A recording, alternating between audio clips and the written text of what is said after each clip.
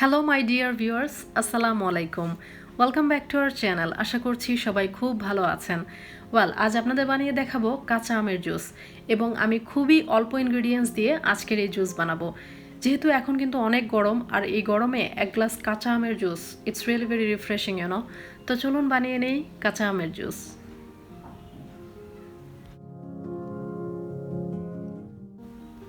আজকের এই জুসের জন্য আমি কাঁচা আম নিয়েছি। আমগুলোকে এখন ছিলে নিব।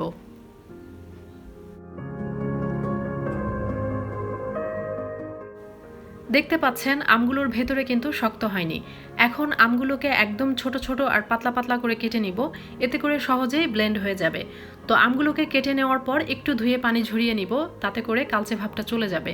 তো আমি এখানে 3টা আমের কুচি নিয়েছি, সেই সাথে নিয়েছি 2টা কাঁচামরিচ, আর টেস্ট অনুযায়ী লবণ এবং চিনি। তো এখন যেটা করতে হবে, একটা ব্লেন্ডারে প্রথমে আমি আম কুচিগুলো দিয়ে দিব।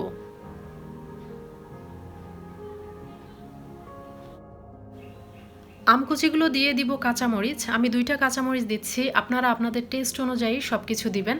কাঁচামরিচ দিয়ে আমি 1/2 কাপ পানি দিব, কারণ আমি প্রথমে আম এবং কাঁচামরিচ ব্লেন্ড করে নিব।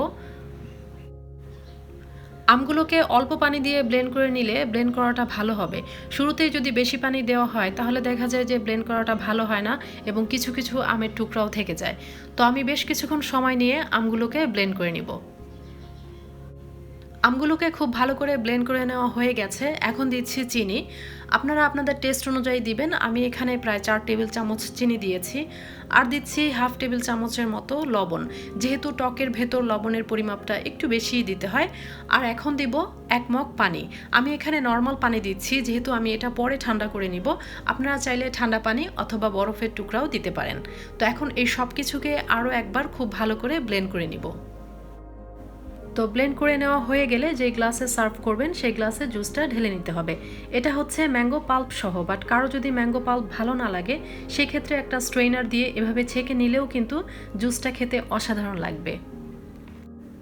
তো মাই ডিয়ার ভিউয়ার্স, এই ছিল আমার আজকের কাঁচা আমের জুস। ভিডিওটি ভালো লাগলে চ্যানেলটি সাবস্ক্রাইব করে আমাদের সাথেই থাকবেন, সেই সাথে লাইক আর বেশি বেশি শেয়ার করবেন। তো আজকের মতো শেষ করছি। সবাই ভালো থাকবেন, নিরাপদে থাকবেন। আল্লাহ হাফেজ।